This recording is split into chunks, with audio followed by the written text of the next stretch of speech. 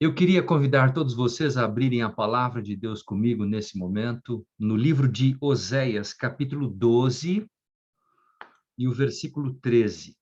Nós vamos ler alguns textos durante o nosso estudo desta manhã, e eu quero que você tome a sua Bíblia, não importa qual seja o formato, e vamos estudar a palavra de Deus juntos. Há alguns textos clássicos das Escrituras que falam sobre o dom profético. E nesta manhã eu queria tratar com vocês sobre a importância e o valor do dom profético através do curso da história humana. Tá? Então vamos ler primeiramente o texto de Oséias capítulo 12 e o versículo 13. A palavra de Deus diz assim: Mas o Senhor, por meio de um profeta, fez subir a Israel do Egito, e por um profeta foi ele guardado. Notem vocês, queridos irmãos, amigos em Cristo, como que Deus dirige a vida do seu povo, usando a função, usando o papel do profeta, do dom profético, na direção, na orientação, não é? E na preservação do seu povo, sobretudo da unidade do seu povo. Esse é um texto que eu queria mostrar a vocês, e eu queria que vocês gravassem esse texto, grifassem esse texto na sua Bíblia, e nós vamos depois chegar a algumas conclusões relacionadas a esse texto de Oséias, capítulo 12, versículo 13. E agora eu quero convidá-los para lermos um outro texto. Esse texto é o texto um dos mais clássicos da Bíblia, quando falamos de dom de profecia. Abra sua Bíblia em Amós, um pouco mais adiante. Temos o livro de Amós, no capítulo 3, e o versículo 7.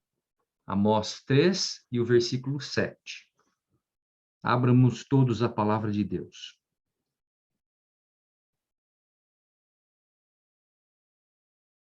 A palavra de Deus nos diz assim, Amós 3, 7. Certamente o Senhor Deus não fará coisa alguma sem primeiro revelar o seu segredo aos seus servos, os profetas. Em nenhum momento da história da humanidade, em nenhum momento da história do seu povo, Deus tomou alguma decisão sem que ele antes revelasse os seus segredos aos seus servos, os profetas.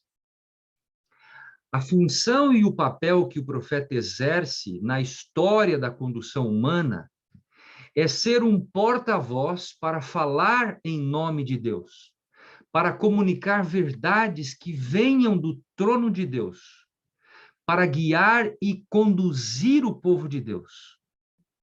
E a palavra aqui nesse texto diz certamente, inicia-se com uma expressão assertiva, ou seja, Deus, de acordo com o texto, não fará nada, absolutamente nada, sem antes ele revelar os seus segredos aos seus servos, os profetas.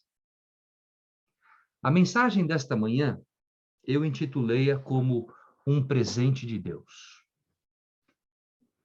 E nesta mensagem que eu quero tratar com vocês, eu queria considerar como que Deus concede ao seu povo esse maravilhoso presente. De fato, quando você toma a Bíblia, a palavra de Deus, para poder estudá-la, para poder pesquisar os seus escritos, você vai ver ao longo do todo o contexto bíblico que Deus concedeu vários presentes. Nós poderíamos considerar, por exemplo, a criação como um grande presente de Deus.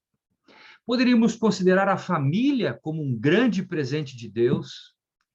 Poderíamos considerar a natureza, poderíamos considerar inúmeras coisas que vêm à nossa mente como sendo presentes da parte de Deus.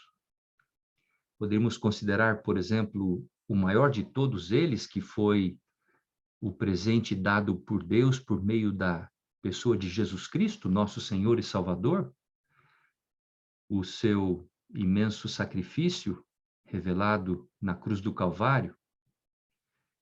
Mas eu queria considerar um presente com vocês nesta manhã, que é o presente da comunicação. Quando nós voltamos nossa atenção para Gênesis capítulo 3 e vamos olhar a entrada do pecado no mundo, nós observamos que no momento em que aquela serpente ela lança uma dúvida na mente de Eva, para que ela comesse do fruto da árvore da ciência. E aquela dúvida traz como consequência o maior de todos os males que Deus não intentara, que é o pecado. O pecado, ele gera um abismo intransponível entre o Criador e a criatura, entre o céu e a terra.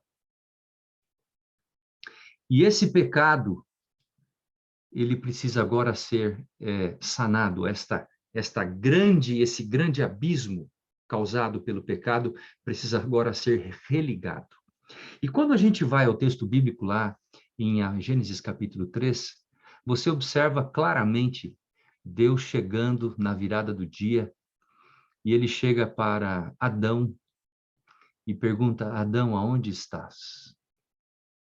A gente fica imaginando, o homem e a mulher foram avisados de que eles não deveriam comer do fruto. Os anjos foram enviados pela parte de Deus, dizendo que Satanás viria até eles para poder tentá-los para que comessem do fruto. Eles foram notificados pelos agentes celestes. Isso é o que diz o livro História da Redenção, claramente. Mas Eva, ela desobedeceu a Deus e ela comeu do fruto. Ela foi enganada pelo inimigo, mas ela o fez conscientemente. Todo pecado que nós cometemos é feito de maneira consciente. E se há uma coisa que nós não podemos brincar, amigos, é com o pecado. Nenhuma espécie, nenhum tipo. O pecado separa-nos de Deus, o pecado nos corrói, o pecado nos destrói, o pecado mata. E eu fico imaginando no momento em que Adão e Eva pecaram, no dia em que eles pecaram, na virada do dia, alguém aparece para ele. Deus aparece para eles. E Deus não se dirige a Eva, que era a pessoa que foi enganada. Deus vai e fala diretamente com Adão e pergunta: Adão, aonde estás? E aqui vem uma lição importante a todas as famílias. Quero falar aos maridos, aos esposos dessa igreja da Nova Zelândia.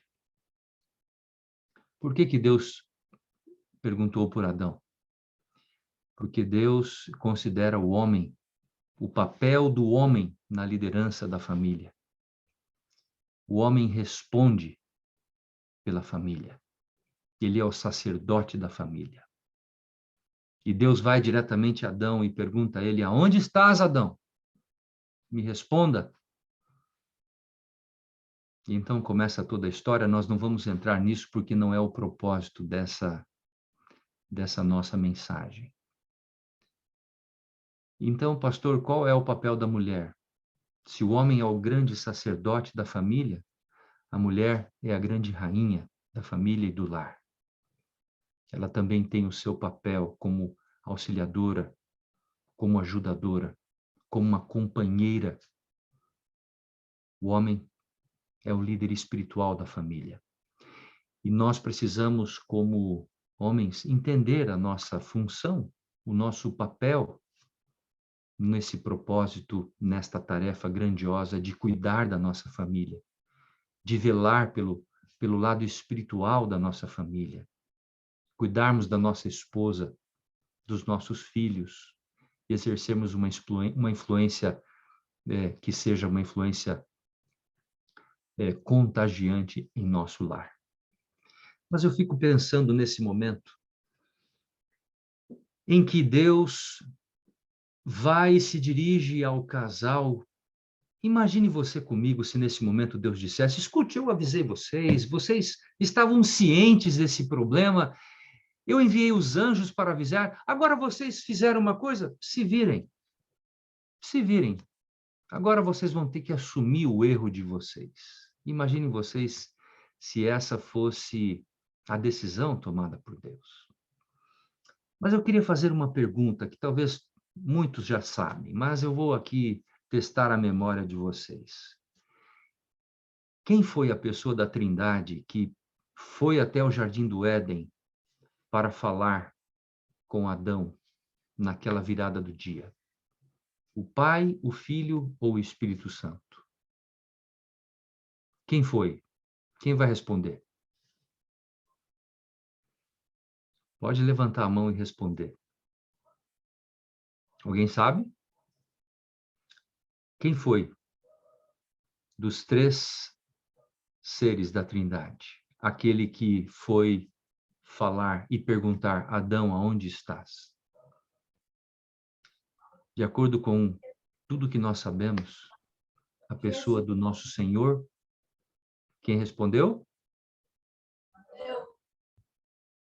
Quem foi? Deus o Pai, o Filho ou o Espírito Santo? Jesus, a segunda pessoa da Trindade. Exatamente. Foi o nosso Senhor Jesus Cristo que foi falar com Adão. Aquele que o havia criado, aquele que havia soprado o fôlego de vida nas narinas de Adão. Aquele mesmo que criou Adão, foi aquele mesmo que buscou Adão, que estava agora perdido. Aquele que havia conscientemente pecado, juntamente com sua esposa. E que se não fosse a iniciativa do filho, o agente da criação, o agente da redenção, de ter buscado o casal, nós estaríamos eternamente perdidos. Mas, de acordo com a revelação do texto, Jesus orientou o casal sobre o que eles deveriam fazer. E nós conhecemos bem essa história. Eu queria lembrar vocês que o fato de Deus ter buscado o homem quando ele estava no fundo do poço, sem ter nenhuma chance de poder se refazer, de poder se restaurar, restaurar a sua ligação, sua comunicação com Deus. Deus foi em busca das suas criaturas e restaurou o diálogo com eles. Só que agora, não mais face a face, como ele fazia todos os dias. Essa conexão foi cortada. E se você buscar, não é, você vai ver teofanias e epifanias, como foi aqui colocada pelo colega na lição da escola sabatina. Há algumas manifestações divinas. A voz de Deus, o Pai, é escutada apenas 3 vezes na Bíblia, mas nós não encontramos ninguém vendo a face de Cristo, a face do Pai. Ninguém é visto na Bíblia podendo enxergar a Deus, e isso é tolhido. A gente agora só escuta a sua voz. Mas a forma mais clara de nós escutarmos a voz de Deus foi o meio pelo qual ele escolheu, o meio pelo qual ele designou para poder alcançar o ser humano. E essa foi através do dom de profecia. Deus usou homens e mulheres ao longo da história. E como lemos na palavra, ele diz que Deus não faz coisa alguma sem antes revelar os seus segredos aos seus servos, os profetas. No princípio, ele se revelou ao casal como grande Deus. E depois ele chamou os profetas. Agora, eu quero trazer a você uma outra pergunta. Eu sou um professor, gosto de fazer perguntas, E eu quero perguntar a vocês: quem foi o primeiro profeta nas Escrituras que foi chamado por Deus? Quem foi o primeiro profeta na Bíblia que foi chamado por Deus para exercer o ofício profético? Quem vai responder? Pode responder aí. Quem foi o primeiro profeta chamado por Deus na Bíblia? Alguém lembra? Enoque.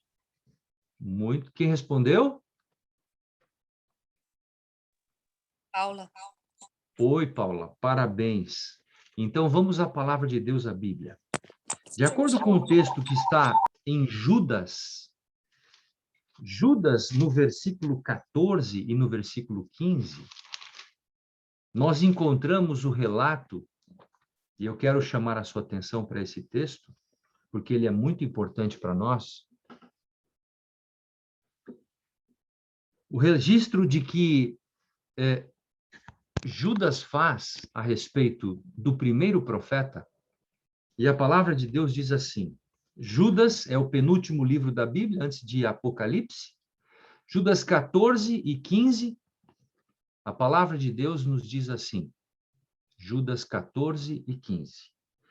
Quanto a estes foi que também profetizou Enoque, o sétimo depois de Adão, dizendo: Eis que veio o Senhor entre suas santas miríades, para exercer juízo contra todos e para fazer convictos todos os ímpios acerca de todas as obras ímpias que impiamente praticaram e acerca de todas as palavras insolentes que ímpios pecadores proferiram contra ele. Eu quero destacar uma coisa a você, meu querido amigo, irmão em Cristo. O primeiro profeta que foi chamado por Deus nas Escrituras Sagradas, o sétimo depois de Adão, em uma das visões, nós não sabemos se essa foi a primeira visão que ele recebeu, mas em uma das visões que ele recebeu, o relato diz que eis que veio o Senhor entre suas santas miríades. O que Enoque viu nesta visão? Ele viu o Senhor Jesus Cristo voltando nas nuvens dos céus. O primeiro profeta da Bíblia, ele presencia a cena de Jesus Cristo voltando nas nuvens dos céus. Eu queria destacar a você que o dom profético que nós estamos estudando nesta mensagem, ele sempre se manifesta em tempos onde há alguma crise de caráter social, de caráter moral, de caráter espiritual. Geralmente, quando o povo de Deus se distancia do seu plano, da sua vontade, e se volta as costas para Deus, Deus, então, ele vai em busca do seu povo na sua infinita e maravilhosa graça, como ele foi atrás de Adão lá no Éden. Notem vocês que Deus está sempre em busca do perdido.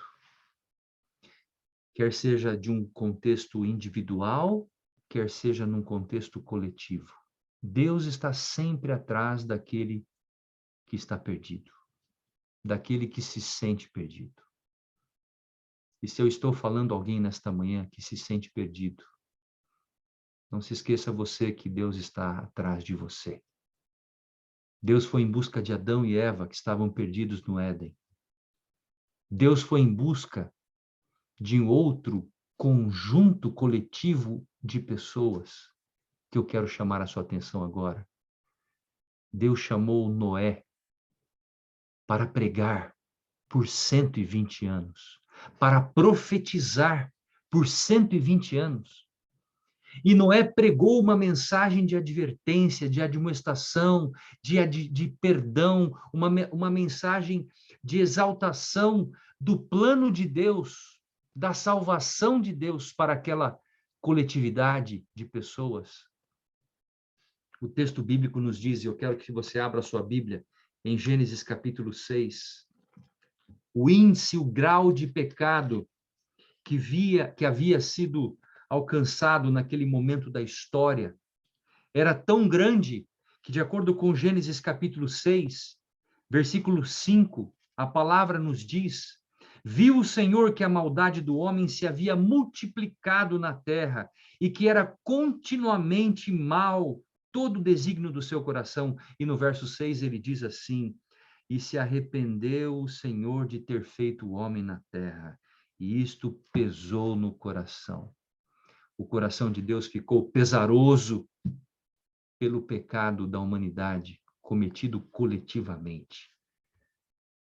Naquele contexto, Deus chama um profeta, Noé. Noé prega 120 anos, uma mensagem de arrependimento, uma mensagem de exortação, uma mensagem de perdão, uma mensagem que convidava o povo para a salvação, para que entrassem na arca e fossem protegidos do grande dilúvio que destruiria a terra. Mas eu pergunto a vocês, quantos ouviram a voz de Noé? Quantos ouviram a pregação de Noé? Apenas a sua família. E, queridos, eu queria destacar uma coisa a vocês aqui, em nome de Jesus, nesta manhã de sábado, aí na Nova Zelândia. O ser humano não possui uma inclinação natural para ouvir a voz de Deus. Vou repetir. O ser humano não possui uma inclinação natural para ouvir a voz de Deus. Nós muitas vezes preferimos ouvir a nossa própria voz, a voz da nossa consciência. Às vezes preferimos ouvir a voz dos nossos amigos. Às vezes preferimos ouvir a voz das mídias sociais, que hoje trazem um conjunto de mensagens que às vezes não tem nenhum fundamento, nenhuma base teológica. E às vezes nós somos tentados a ouvir as vozes, aos ruídos dessa comunicação, que ao invés de nos levar para próximo de Cristo, nos afastam de Deus e nos levam para outros caminhos. Noé pregou 120 anos, amigos.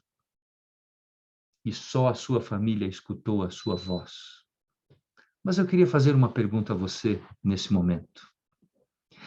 Quantos livros na palavra de Deus, a Bíblia, nós encontramos registros dos escritos de Noé? Nenhum. Todos sabemos. Noé não é um profeta canônico. Mas eu queria te perguntar aqui uma coisa para a nossa meditação. O fato de Noé não ter escrito nenhum livro da Bíblia o coloca em um grau de inferioridade ou a sua autoridade como sendo um profeta não canônico é inferior a um profeta que escreveu, por exemplo, os deuterocanônicos, como Moisés escreveu os 5 primeiros livros da Bíblia? Será que o fato de um profeta não ter escrito um livro ou uma porção de escritos da Bíblia o torna inferior como tal? A resposta é não. Moisés não teve um grau de inspiração inferior a Moisés, que escreveu os 5 primeiros livros da Bíblia e um dos Salmos. Alguém sabe qual foi o salmo que Moisés escreveu? Alguém lembra? Qual é o salmo que Moisés escreveu? Quantos salmos Moisés escreveu? 1. Qual o salmo? O Salmo 90. Um salmo muito bonito, né? Ensina no Senhor a contarmos os nossos dias, para que alcancemos o coração sábio.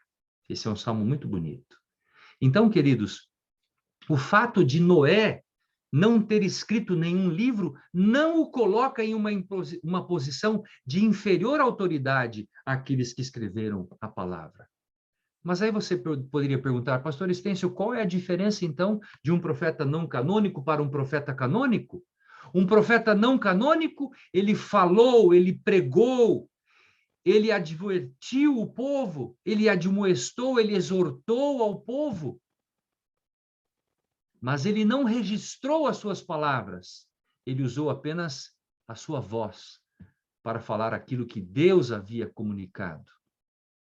Já os profetas canônicos foram usados por Deus para falar, para pregar, mas também para registrar aquilo que Deus revelou através da sua palavra. Então, nós claramente podemos considerar que esse fato do profeta não canônico não ter escrito nenhum texto bíblico não o torna inferior em sua autoridade profética.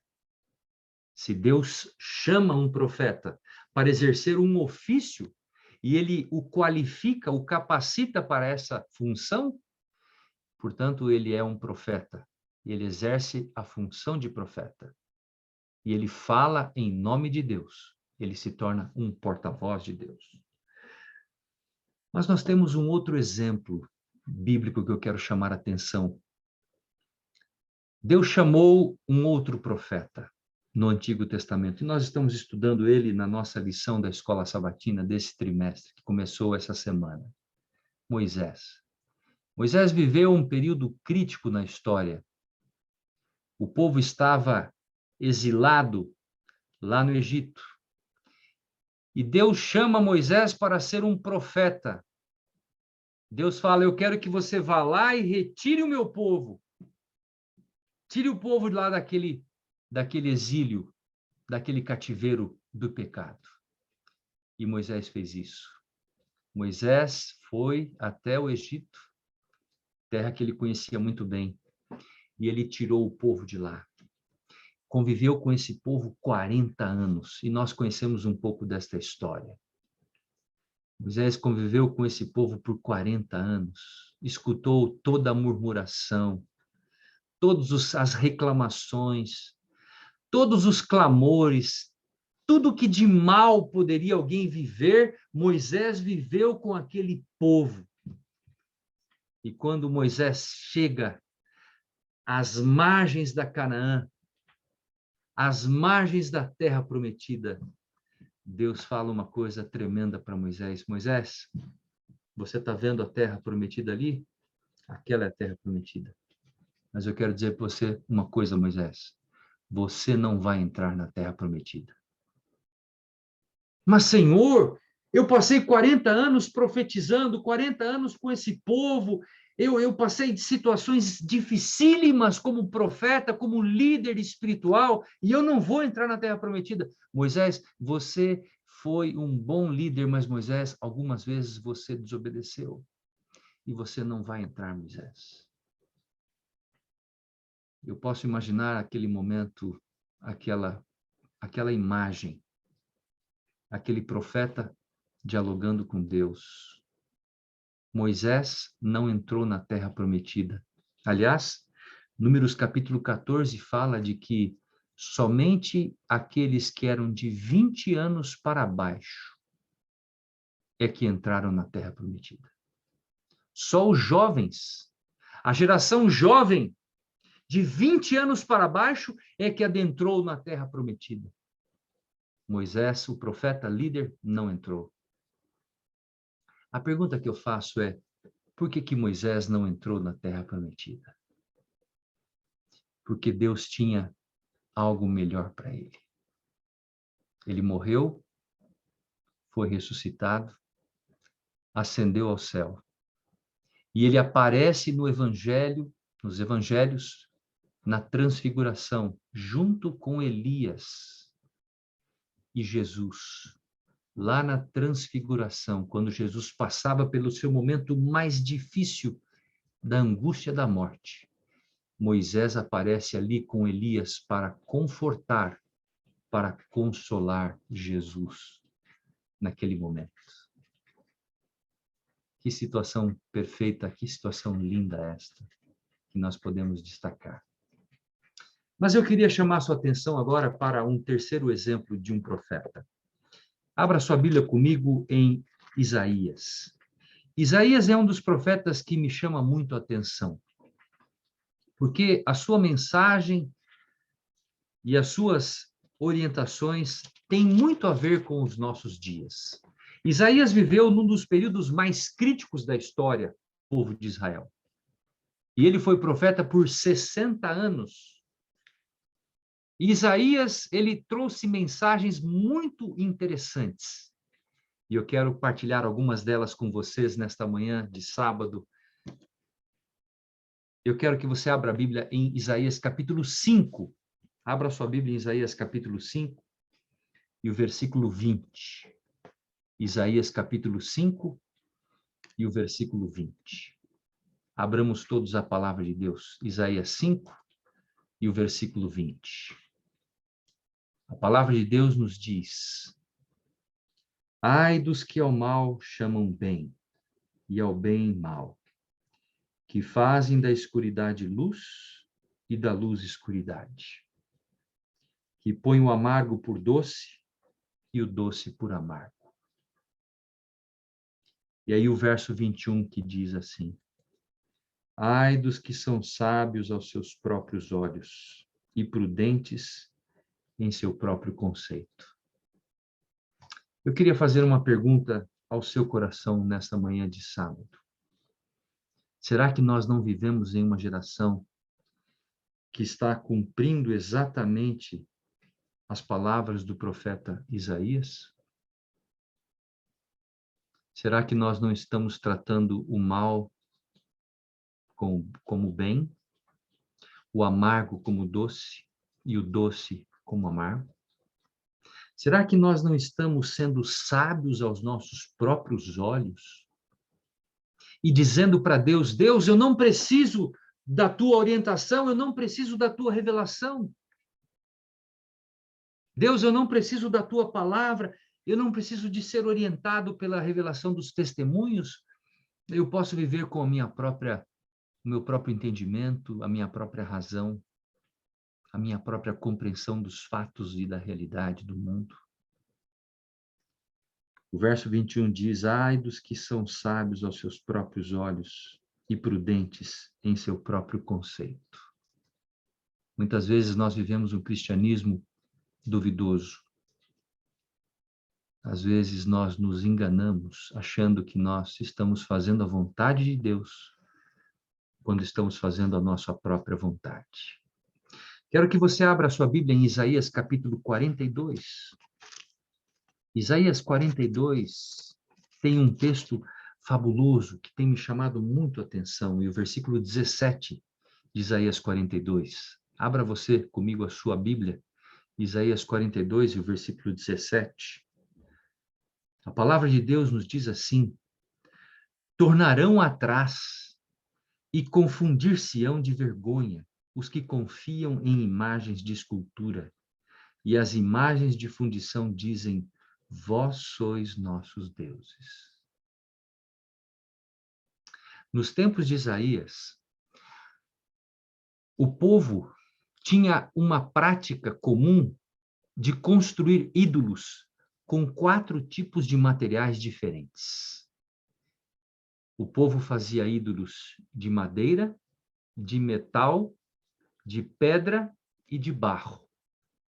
Esses ídolos eram pequenas estatuetas que eles colocavam amarrados nas suas roupas, colocavam no seu bolso, eles penduravam no seu pescoço, alguns colocavam nos seus ouvidos, né, nas suas orelhas, outros colocavam amarrados na sua perna, e alguns até carregavam esses ídolos em pequenos oráculos quando eles viajavam ou quando eles iam de um lugar para o outro.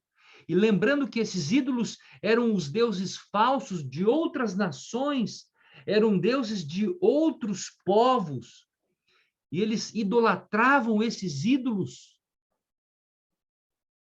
E a palavra de Deus diz aqui claramente: tornarão atrás e confundir-se-ão de vergonha os que confiam em imagens de escultura, e as imagens de fundição dizem: vós sois nossos deuses. Eu queria perguntar a vocês, em nome de Jesus, nessa manhã de sábado: será que nossa geração hoje não possui deuses? Será que nós não estamos adorando alguns deuses em nossos tempos? Será que nós não estamos carregando em nossas mãos, em nossos bolsos, alguns deuses feitos de metal, feitos de algum outro material? E será que nós não estamos adorando esses deuses e trazendo esses deuses para dentro da nossa casa, para dentro do nosso lar, para dentro do nosso quarto, para dentro do nosso coração? Às vezes levamos esses deuses para dentro da igreja.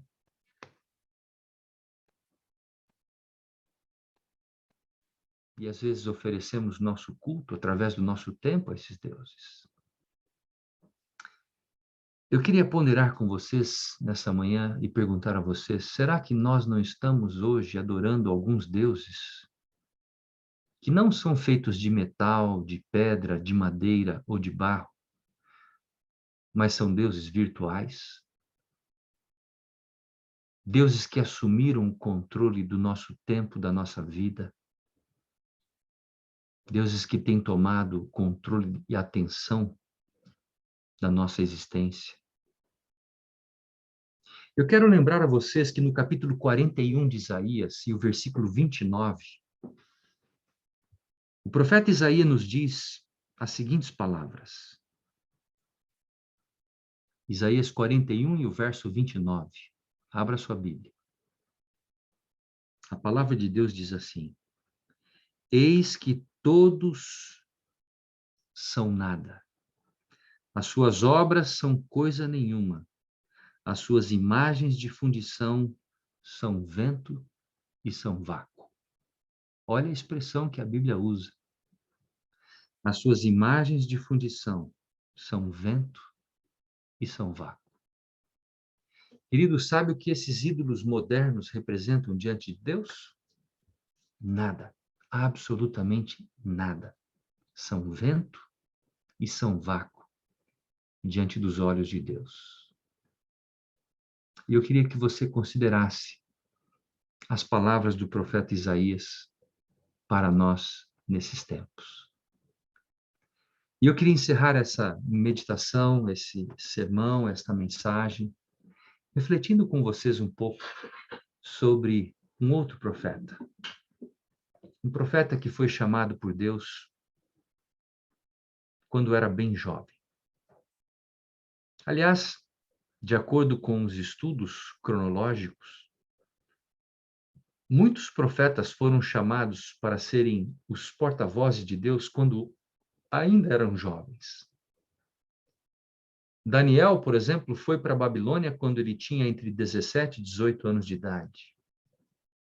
José foi vendido ao Egito quando tinha 17 anos de idade.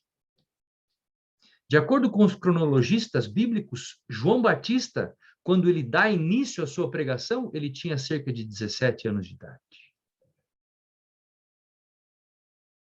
Você pode falar, mas pastor Estêncio, por que 17 anos de idade? 17 anos é aquela idade onde nós temos dúvida quanto ao que vamos fazer na vida? Qual a profissão que vamos adotar? Qual é o nosso futuro? A gente fica indeciso, indefinido quanto ao que vamos fazer. É nesse momento que Deus aparece em cena e fala: meu filho, vem aqui, porque eu tenho um grande trabalho para você realizar. Eu tenho uma grandiosa obra para você. E Deus pega o jovem, e Deus chama, Deus capacita, e Deus lhe dá uma missão. A Igreja Adventista do Sétimo Dia, ela foi fundada por jovens. Se um dia nós tivermos oportunidade, nós vamos estudar esse assunto. Teremos a honra de falar sobre esse tema. Se você pegar a média dos pioneiros que fundaram a Igreja Adventista do Sétimo Dia, você vai chegar a um total de 23 anos de idade. A igreja surgiu nas mãos de jovens, não de pessoas idosas, com barba, cabelos brancos, não. Eram jovens. E se Deus usou jovens para fundar essa igreja, Deus vai usar jovens para poder concluir a obra de Deus aqui nesta terra. E como pastor, por mais de 30 anos, eu quero, em nome de Jesus, dizer isso para vocês nesse momento, amigos. Nós temos tudo para sermos a última geração de Deus aqui nesta terra. Nós temos tudo para sermos a última geração do povo de Deus, para pregarmos o evangelho aqui nesta terra. Temos recursos, temos valores humanos, temos pessoas capacitadas e qualificadas, temos rádios, temos televisão, temos internet, temos as mídias sociais, nós temos muitos recursos para poder levarmos ao mundo a última mensagem. Mas muitas vezes a nossa igreja, o nosso povo, tem a faca e o queijo na mão, mas nós não temos a fome. A fome de falarmos e pregarmos do amor de Jesus Cristo àquelas pessoas que ainda não conhecem o caminho da salvação. E, queridos, nessa manhã eu queria destacar um personagem para vocês, encerrando esta mensagem. Seu nome?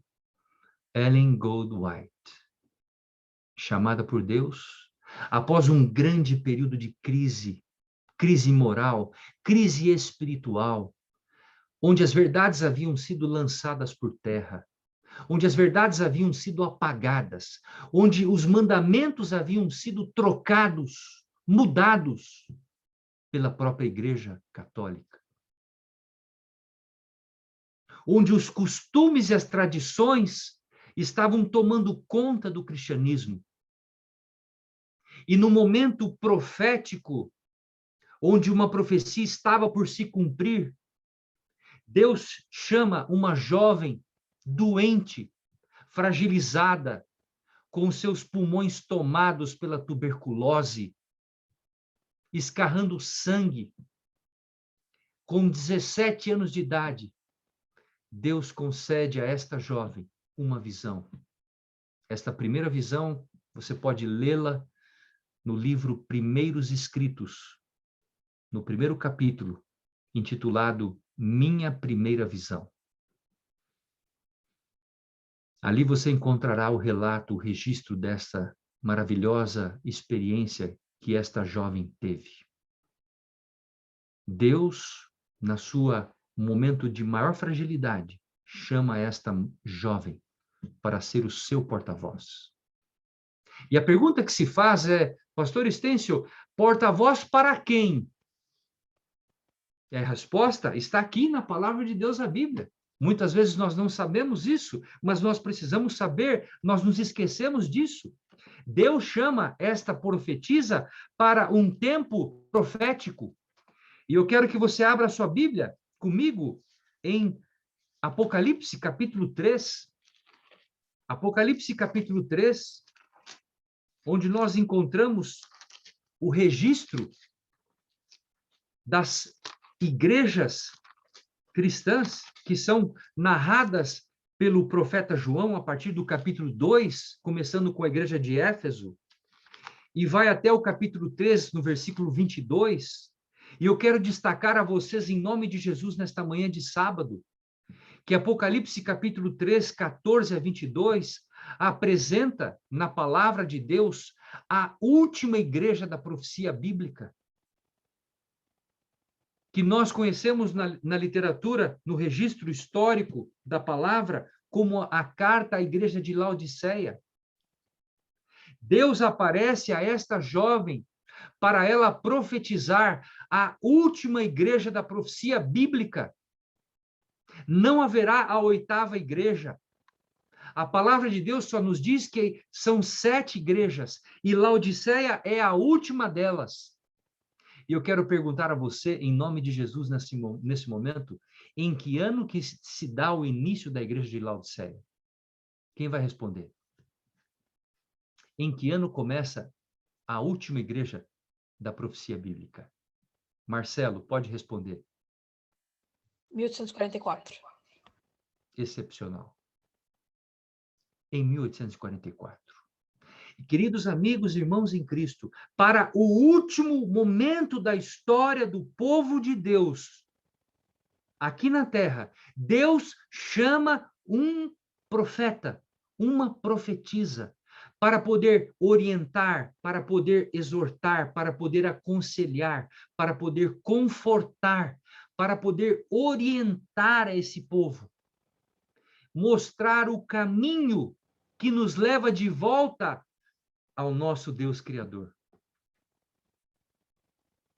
E quantas mensagens Deus concedeu a esta profetisa. Quantas e quantas mensagens. Eu sempre, em minhas viagens, carrego esta pasta aqui. Esta pasta sempre me acompanha. Hoje eu viajei para Tatuí, lá na Casa Publicadora Brasileira, para inaugurarmos um mini centro White, numa escola. E eu levei essa pasta comigo. E lá eu mostrei algumas coisas para aqueles que estavam lá presentes na igreja. Queridos amigos da Igreja da Nova Zelândia, eu quero mostrar para vocês agora algumas coisas. Mostrar primeiramente isso aqui, ó. Vocês estão vendo em minhas mãos? Isso aqui é um manuscrito original que nós temos aqui no Centro de Pesquisas Ellen White, no Brasil. Esse manuscrito é uma parte do livro Grande Conflito. Isso aqui foi escrito à mão por Ellen G. White. Revelação dada por Deus a ela. Deus, ao longo dos seus 70 anos de ofício profético, Ellen White foi profetisa por 70 anos. Deus concedeu a ela visões, 2.000 sonhos e visões. E nesses 2.000 sonhos e visões que foram concedidos a ela, ela escreveu mais de 100.000 páginas iguais a esta que eu tenho em minhas mãos. Esse aqui é um manuscrito. Eu vou agora mostrar para vocês uma carta. Essa aqui é uma carta, que também nós temos aqui, uma carta original, escrita para o seu filho Willie White, que esteve aí na Nova Zelândia, que esteve na Austrália, né? Aliás, eu estava lendo um pouco da história de Ellen White. Ellen White passou pela Nova Zelândia em 1893, quando ela estava com um profundo estado de reumatismo, sofrendo. Ela passou quase um ano na Nova Zelândia, trabalhando aí nessas terras onde vocês moram. Deus concedeu a ela 100.000 páginas de manuscritos iguais a esse. A sua literatura, de acordo com tudo que nós conhecemos, Ellen White é considerada a mulher que mais escreveu na história da literatura humana. Nenhuma mulher, nenhuma pessoa do gênero feminino escreveu mais do que ela. E ela deu orientações claras, orientações precisas para o seu povo. E eu fico pensando, se Deus não faz nada sem antes revelar os seus segredos aos seus servos, os profetas, eu pergunto a vocês, será que Deus deixaria o seu último remanescente sem a orientação profética, sem a orientação de uma voz profética para guiar e conduzir o seu povo em direção à Canaã celestial? Será que Deus deixaria esse povo remanescente sem um guia para orientar e instruí-lo quanto à terminação da obra da pregação do Evangelho? Com certeza, a resposta é não. Deus não deixaria o seu povo sem uma orientação profética. Deus concedeu Ellen White, esta jovem que dedicou sua vida para pregar, para viajar, lembrando que ela passou 9 anos na Oceania. Entre os anos de 1891 a 1900, ela passou na Oceania, na Austrália, ela esteve na Tasmânia, ela esteve na Nova Zelândia, trabalhando para que o Evangelho pudesse se fundar, para que o Evangelho pudesse ser estabelecido nesse campo missionário onde vocês hoje estão habitando. E assim foi o seu trabalho. Mas, queridos, na sua primeira visão, e eu quero aqui encerrar a minha fala, na sua primeira visão, Deus mostra a ela o povo de Deus caminhando em direção à terra prometida. Deus mostra um caminho estreito. Deus mostra um caminho estreito. E nesse caminho o povo vai caminhando, vai andando. E no momento ela vê uma nuvem pequena se aproximando desse caminho, o povo caminhando. E ela vê Jesus Cristo voltando em santas miríades com os seus anjos. ela narra algo que a palavra de Deus não registra isso. Ela narra dizendo que Jesus Cristo tinha em sua mão direita uma foice. A Bíblia fala dessa foice na mão direita de Cristo.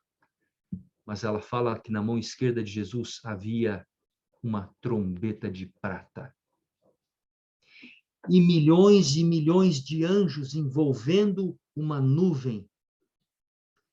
E nesta nuvem havia um arco-íris em cima desta nuvem. E ela vê esta cena. E ela vê as tumbas se abrirem. Ela vê os anjos pegando as pessoas salvas e escolhidas e levando até a cidade santa. E ela vê o povo subindo em direção à cidade santa. E ela vê o momento em que Jesus se coloca nos portais da cidade santa para receber os salvos e escolhidos, aqueles que aceitaram a Jesus como seu Salvador e Senhor.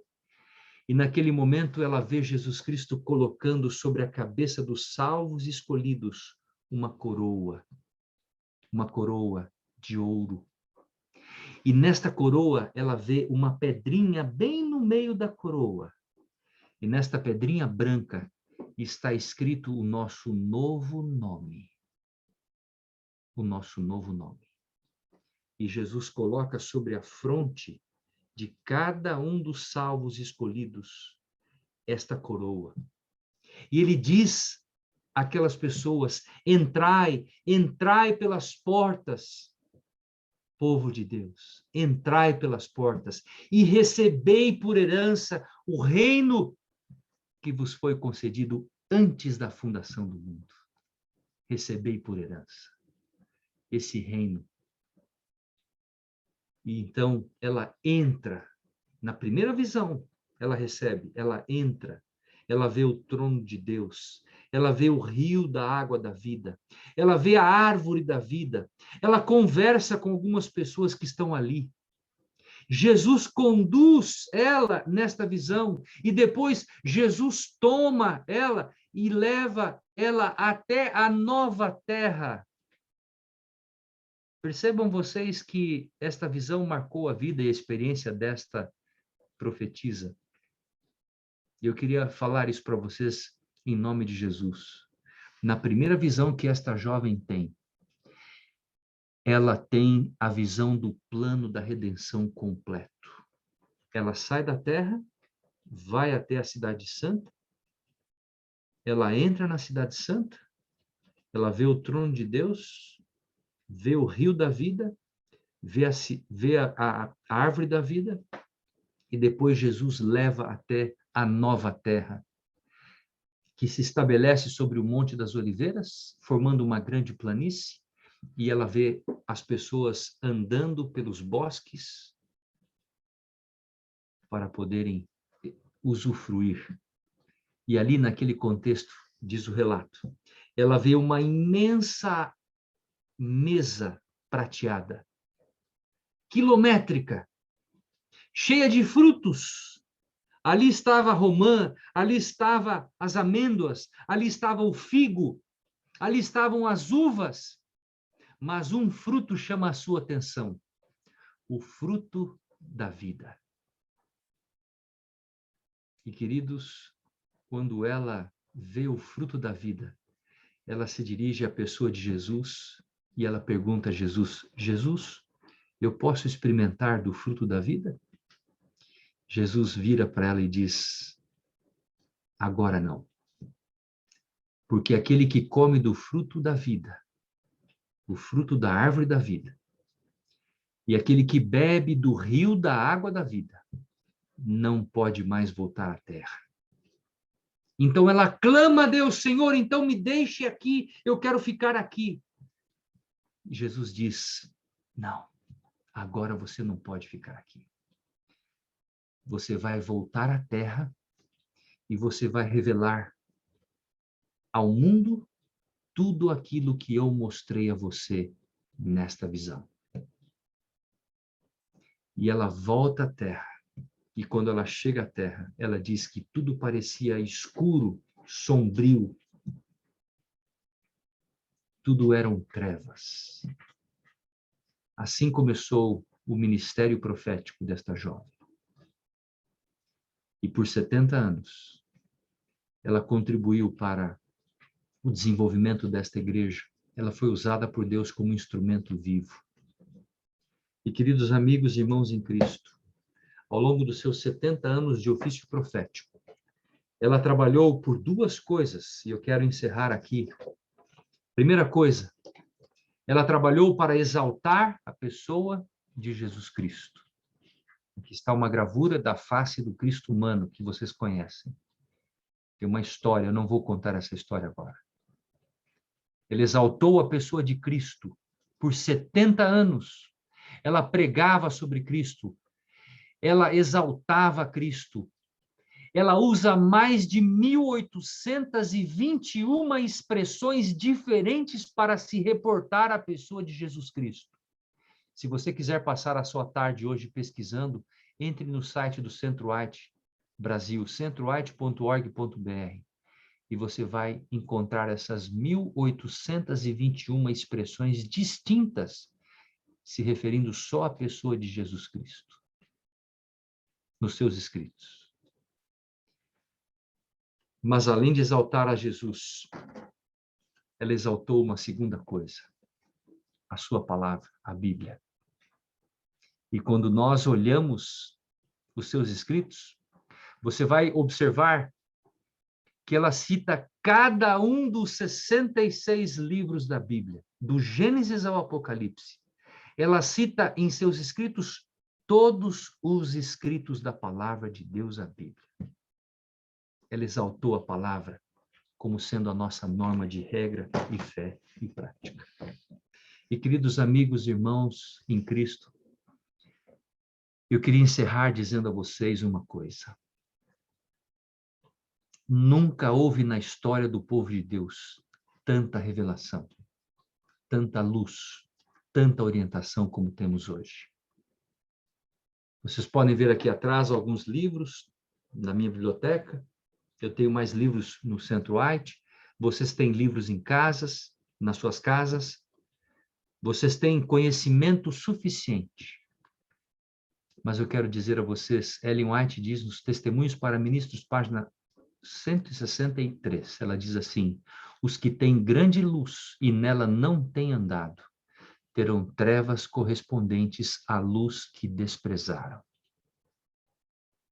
Nunca houve na história do povo de Deus tanta luz, tanta revelação, como temos hoje. E assim, amigos e irmãos em Cristo, a luz que Deus nos concedeu foi nos dada para que nós possamos receber de Deus a revelação da Bíblia, dos testemunhos, e comunicar às pessoas que estão ao nosso redor. Porque se assim não for, essa luz se transformará em trevas, na mesma proporção. Meu desejo, a minha oração para você, é que a luz da revelação da sua palavra, dos testemunhos dados por Deus, através da Bíblia, do Espírito de Profecia, possam brilhar em sua vida, possam transformar a sua vida, possam aproximar você de Jesus Cristo, a fim de que você se torne uma luz, um farol a brilhar o conhecimento desta preciosa verdade às pessoas que estão ao seu redor, às pessoas fazem parte da sua influência, as pessoas que convivem com você, que trabalham com você, que são da sua família, que essas pessoas também possam ser alcançadas por esta luz, a luz da revelação da palavra de Deus. Fazendo assim, que esse dom, o dom profético, não se perca na sua vida e na minha vida. Que Deus te abençoe, que Deus te guarde, que Deus conceda a você um feliz sábado. É o meu desejo, a minha oração. Amém.